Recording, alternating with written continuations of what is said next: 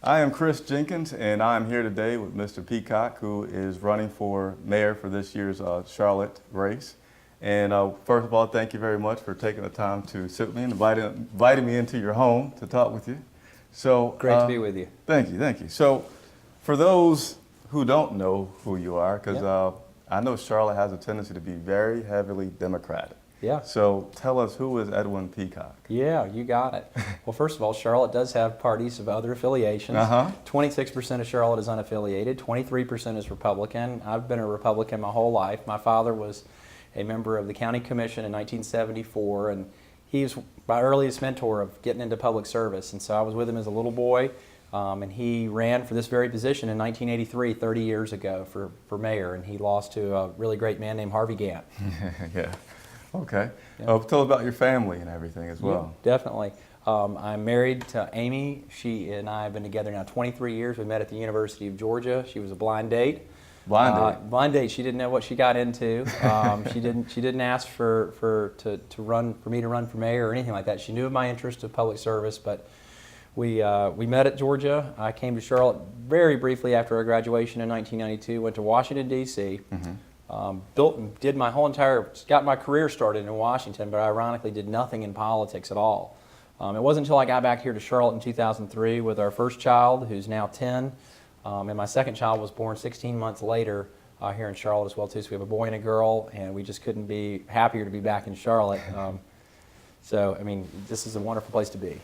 Tell me this just real quickly about the blind date. So was it set up on your side or someone on her side? Well, it wasn't 100% blind, but she didn't see it coming because she was in this part of the journalism school, and it was the Thursday before the Kentucky game. And at Georgia, we have a tradition where you take a date to the game. Okay. And I just needed a date, and I saw her a lot in this one area, and so that was how I went up to her, and I basically proposed and said, "Hey, what are you doing on Saturday?" And I knew the answer to that question is that she was probably going to be going to the football game. Who was she going to be going with? And so that's how I kind of closed her on me. And the rest is history. We've been dating ever since. So pursued her where she's from Washington, D.C., and that was it, man. That's cool. So yeah, it is. Cool story. So let's go ahead and go into the politics. You're running for mayor this year. Tell us about your vision for Charlotte. Yeah, absolutely. My vision for Charlotte is to help her reach her potential, and that's to bring prosperity to all four corners of the city. Right now, Charlotte is really, in my opinion, living off past glory. We have gone through this great recession, we have survived it, but how will Charlotte redefine itself? And so my vision for Charlotte is to see all parts of Charlotte prosper, and you have to have a safe, you have to have a clean, you have to have an affordable city to do that. And right now, Charlotte is not as affordable as it needs to be, and particularly on the backdrop of something that many voters are concerned about right now is that we're going to have another property tax increase. So the county just recently had one, and so we've just got all kinds of people that are concerned about, hey, how can I live, work, and raise a family in Charlotte on the prices that we're becoming now as the fastest growing region in the country. So would you feel overall the city's fading a little bit, you know, when you mentioned living off the past? Well, I'm not saying that it's fading. I think Charlotte's attraction power is actually as high as it's ever been. I think the Democratic National Convention brought us a claim that I've never heard before. Quite frankly, I've always fought the question of, are you from Charleston or are you from Charlottesville? No, I'm from Charlotte. People know who Charlotte is now. So companies are now starting to take a look at Charlotte that just might not have otherwise known about us. And so why I say we're living off past glory is that we have two banks that have been through substantial, massive changes from the Dodd-Frank Act to many of the other federal legislation that have just forced banks to completely operate differently. But what Charlotte's getting used to is that we have one bank where their leadership is in Boston and not here. We have another bank that's now got their leadership in San Francisco, and both have been great partners for Charlotte, and that's not going to change. But Charlotte's mindset has got to change, and our mindset has to change around how are we going to reinvent ourselves to continue to diversify and build a strong economy. And Charles, right now, I quite frankly think the thing that we're missing is we got a lot of assets in this city, but right now we need a recipe to bring together a real environment, an ecosystem I would call of entrepreneurship, small business, people that are willing to come here and take a risk. When we look at this country right now, you have 5 cities that have 50% of all the private equity chasing new companies and high growth companies. They're Sunnyvale, California, Palo Alto, Seattle, New York City, and I can't think of the 5th one at this moment, but it's somewhere out in the West Coast. All of those cities have one thing in common. They have incredibly creative, smart, and bright people that are willing to take risks. Now, they have the same federal laws that we have. They have similar state laws. But why is their culture causing all these excited people from all around the world to come there? It's because they know innovation is occurring. Charlotte has a chance to totally redefine that. I mean, we really have the finance backgrounds here and the really super intelligent people that we have in financial services, and bringing that together along with our energy groups. Man, I'm just telling you, I think we're poised for something great, but you got to have a plan, and it does start with leadership. The mayor is a really important actor in that. That's what I really see. So, some may or may not know, Yep. as far as the mayor's position in Charlotte. Yeah. The mayor in Charlotte really has to have the ability to bring other groups together Yep. to really get things in motion. Yep. What is your vision for how that you could achieve that, where you got to bring some different groups together to take initiatives, or your vision to bring it to life? Yeah, you hit right on one of the main reasons that I'm very interested in the position, why I want to be mayor, because a mayor, to be successful in Charlotte, has to be an incredibly collaborative person, to be able to work with different interest groups, whether it be not-for-profit, the educational community, the business community, the faith community. These are all important parts of the conversation of how do you build strong neighborhoods, how do you have a safer police force that can make citizens from all four corners of Charlotte, how do you build a strong and prosperous economy built off of both small business and corporate interests. But let me tell you, the one thing that the mayor, I think, has to have a great skill at is to be able to work well with his council members. As you and maybe your listeners don't know, the Charlotte does not have a what we call a strong mayor. I can't pound my fist and make something happen. It happens through the council members that represent all the people. We all represent all the citizens of Charlotte, but a mayor's got to work effectively with his council. He has to work with them on issues that are important to the group and certainly important to that council member. And again, I think that's one of the skill sets that, if you look at my 4 years on council, I earned a reputation of being respected both by staff and by my fellow colleagues on both sides of the aisle. Didn't agree with them on all the issues, but what I don't think that I had, and I don't think that I've developed and don't want to start, is having a reputation of being very disagreeable, being very partisan, and not focused on what I think citizens want us to be focused on, which is, hey, let's fix the problem. Let's find a solution. Let's work together. That's what we're not seeing in local government right now. We're seeing some sides that are looking an awful lot like what we're seeing in Washington and Raleigh, and I think Charlotteans are just, they're quite frankly turned off about that. So, okay. Yeah. Let's go over a few headlines recently. Headliners, okay. And you give me your take on it as far as resolution-wise. Okay. Right now, you probably know what the number one thing is, or what I feel to be one of the number one things is the airport situation. So, two parts to it. One, make sense of that to me, the everyday person. I may go to the airport here and there. I don't know what all this stuff means to me, but it's on the news every day. And then tell me about your vision for maybe what a resolution you think would be on that. Yeah, absolutely. Well, our airport for almost 74 years has been owned by the city of Charlotte. We built this. It was one of the visions of one of the men that I hoped to succeed, which was John Belk and Mayor Ken Harris, who saw a vision for Charlotte to have an airport that could really define us, to put us in the same category as, say, Chicago, to become a hub city.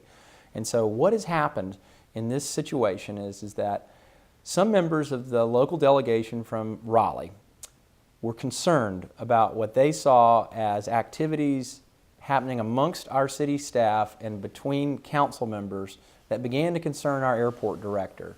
And those concerns, while that was their accusation, the state has always reserved the right, by law, to allow us to exist or to allow us to have an asset like the airport. That is all under the sole sovereign authority of the state. And so I oppose those guys coming in here and leapfrogging the local authority to tell us how best to run an airport. Now, quite frankly, the problems that they've described just haven't been very well articulated. So Charlotteans and everybody that I've talked to, the Observer's poll and many others, is that Charlotte believes Charlotte should be able to run its own airport until we demonstrate that we've not done something correct. So right now, unfortunately, we're seeing a very partisan, what started out as some partisan motives behind this has now turned into, unfortunately, a legal fiasco. Right. And now, what do you do going forward? Well, we know in December the 3rd, there's going to be a new mayor sworn in, along with a new set of council members. And that mayor is going to have, a relationship with the local delegation that's going to make them feel more comfortable. My party affiliation helps me, but that's not a guarantee, and that's not why someone should vote for me. let's talk about a few more headlines. All right. I have my own opinions, but this is for you here. Go ahead. Recently, last Saturday, we had an officer shooting on CMPD. What is your take on how that's currently being handled by the city? Not so far as the right or wrongs, but how we're handling it. I think how we're handling it has been extremely professional. I think that the chief and the district attorney, the city manager, they've even consulted with the Charlotte Observer to talk about the actions that they were going to take. And I think they've taken great sensitivity that you must take when you have, again, a white officer, an African American in this situation. These are things, as you know, and many people know, these things can get out of control and completely redefine who a city is. I think all of us know where we were when the O.J. Simpson situation occurred. We all know where we were when a lot of these incidents occurred, and they just weren't handled well, not only in the media, but most importantly, just to the public and how they were handled. I think taking the action that they did quickly and swiftly based off the facts that they have, but I think they've also done a good job in delicately balancing the fact that we cannot jump to the presumption or lose sight of the fact that the officer's presumption of innocence must always be preserved. That's the rule of law, and we have to let the facts come together on that. On the flip side of it, you have to put yourself in the victim's family and ask yourself, if this were to happen to you, how would you want it to be handled? And I think they've taken the right balance there. I just want to see the facts come out. I don't want to see this turn into a community event. We've seen here, obviously, with what's occurred in Florida, in these important court cases that we've seen come across the country, they can just rip a community apart, and that's something that really concerns me. Okay. Yep. All right. Just two more headlines. The DNC, we all know that it came here. I voted for it. You voted for it? Yes, eh? sir. All right. I did. Money's green. The party. I'll vote for the RNC, the DNC, the anything C. I mean, that's a great convention. Go ahead. Yeah, convention-wise, it does add a boost to the city. There were some talks about monies for that, how the money came, and there were some deficits, if you will, about items that were handled, that were given out for the funding of the DNC. Right. Good or bad, some improvements we could make. Yeah.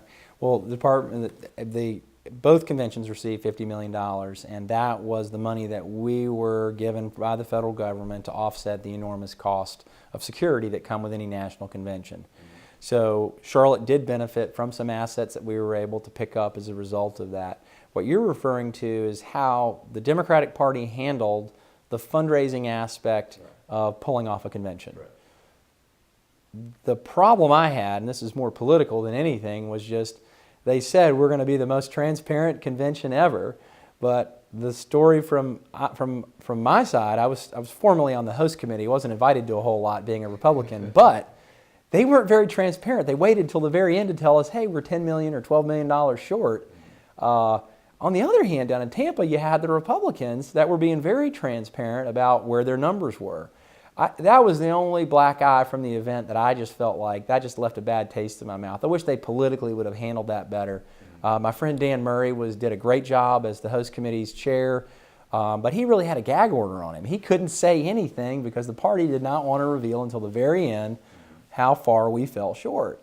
So the good news from a taxpayer standpoint, I mean, the contract that they signed with the city of Charlotte, taxpayers did not have any liability there. Now, what did taxpayers say or what did citizens say? It was an inconvenience. But at the same time, I mean, Charlotte really opened up in full arms downtown. It was great. I went down for a couple of events. The other highlight for me, the other thing that I wish it could have happened, I would like to have seen Obama give his speech at Bank of America Stadium. We had too much inclement weather. Right. Yeah, so that would have been, I think, historic for Charlotte to see something like he'd done in Denver.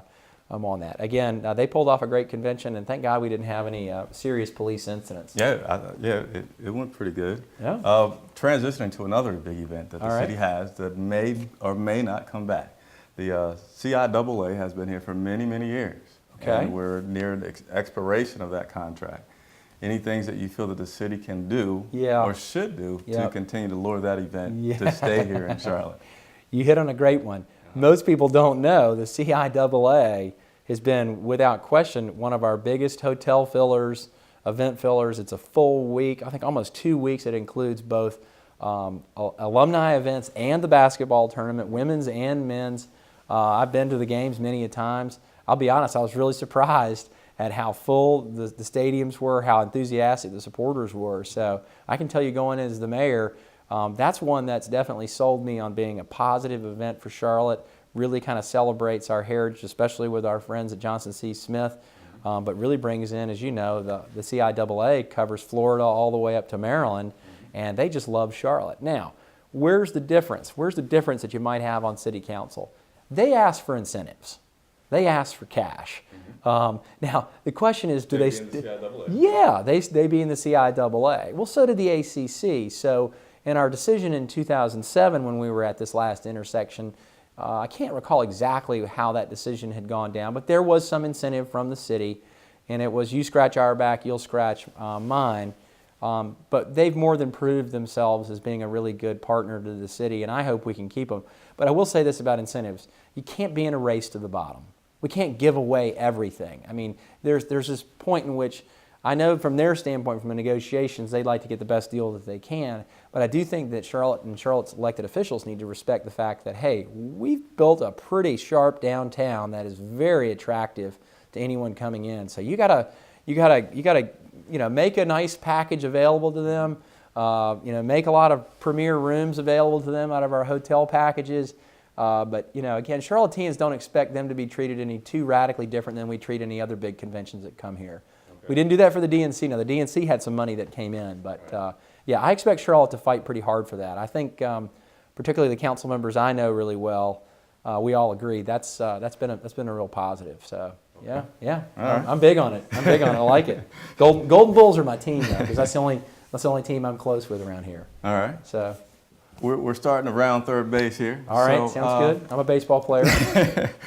What are some things that you would like to point out about your Democratic opposition? Yeah. Differences, if you will. Differences.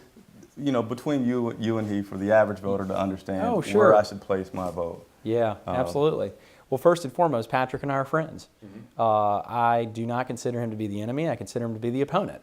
And where do my opponent and I disagree? I think we disagree on some of the activity that was attributed to his party that led to this airport fiasco. Number two, although Mr. Cannon did not vote on the decision for the City Council to move forward in taking money from our convention center and giving it to a private organization, the Panthers, he couldn't vote because he had a conflict of interest. I think in our campaign here, he's going to have to answer as to what he will do on the next deadline that the Panthers are putting on us, which is on August 1st, 2015. They want another $50 million to tether them here. And we have a lot of citizens who have great concern about how can you give a private organization that much money, but you did it behind closed sessions, not once, but twice, and you essentially skipped the whole public. So that's a real issue for a lot of voters, that all corners of Charlotte, they're saying, hey, we love the Panthers, which I do. But my criticism is towards Mr. Cannon and the City Council to say, why are you going behind closed doors to negotiate with the public's money? That is serious business. And he should know. And I would hope that, again, we can have a healthy debate about that. Why did that happen? Why did you take taxpayers' money that's dedicated to our convention center and give it to a private organization who's earmarked it for upgraded skyboxes, television screens, and escalators? I'm a mayor, or want to be a mayor, who's concerned about the real community issues that we have here. And one of which that I'm talking about a lot more has been our education system and what's going on in CMS schools. The mayor doesn't have a formal role in schools, but I believe that if you're going to build a great city, you got to have great schools. And so I see the needs that CMS has and the students have, your son, my son. Wow. Put that in comparison to what we've done for a private organization tied with the NFL.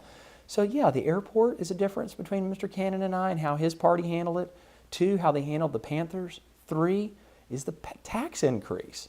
And this wraps around where Mr. Cannon and I have had disagreement in the past, which was over this issue called the streetcar. Right. The streetcar has been a political football that has pitted East Charlotte versus West Charlotte.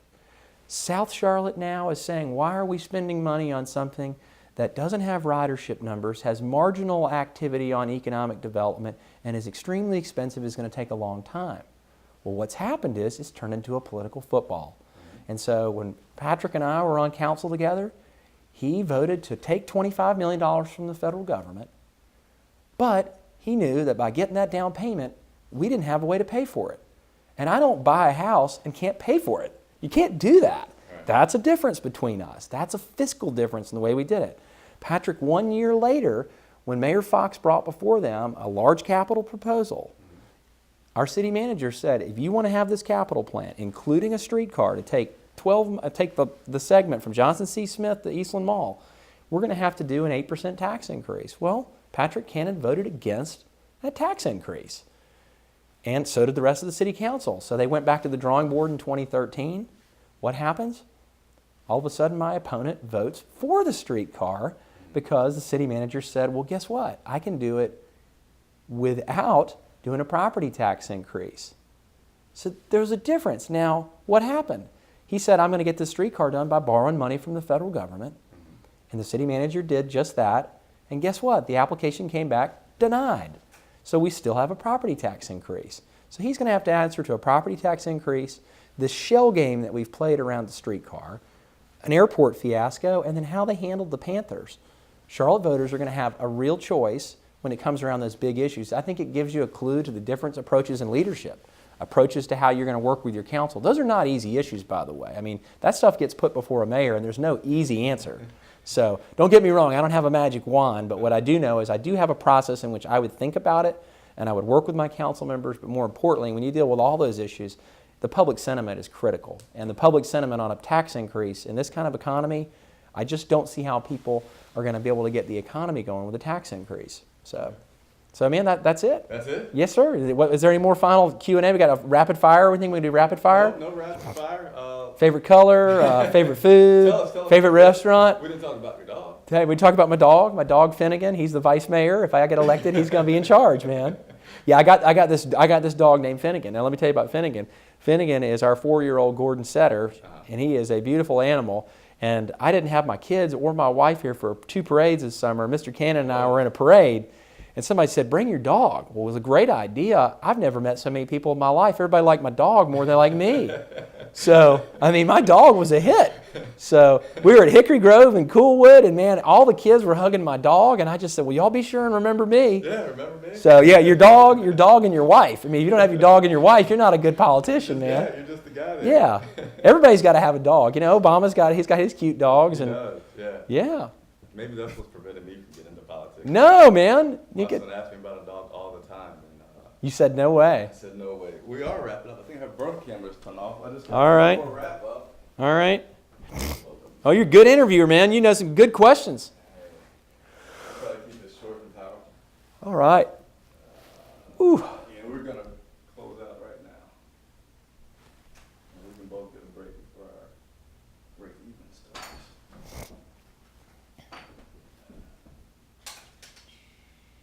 Isn't there a big school right beside your son's too? He's got the high school right there. What's the high school right there? Well, It's a there's big middle campus. School and the elementary school. It's all right Pretty much there. adjacent, and then Hopewell Hopewell is right down the street. Street. Yeah, they're all right there. Yeah. They're all right there. I said, man, this is, maybe it was like this when I was growing up, but this is just going to be, I'm just going to live on this road for the next 10 years. That's a great area up there. Going up and down. All right, so, all right. So again, we were on perfect time in there. So, for the voters, Yep. want to learn more about you, learn more about your issues. How do Yeah. I learn more about you? Yep. First of all, watch this interview not once but twice. Secondly, just the website, edwinpeacock.com, and we'd be happy to receive an email on our website if you got any specific questions about any of the issues that I've talked about, whether it be municipal policies or feelings about taxes or the role of government. It's, again, I think having been on city council, I've received a lot of different types of questions, but the only question that, it's a bad question is the one you don't ask. So I encourage the dialogue. Well, I appreciate you being very open and Yeah. taking the time with me. Absolutely. For Mr. Edwin Peacock, I'm Chris Jenkins. Thank you for watching.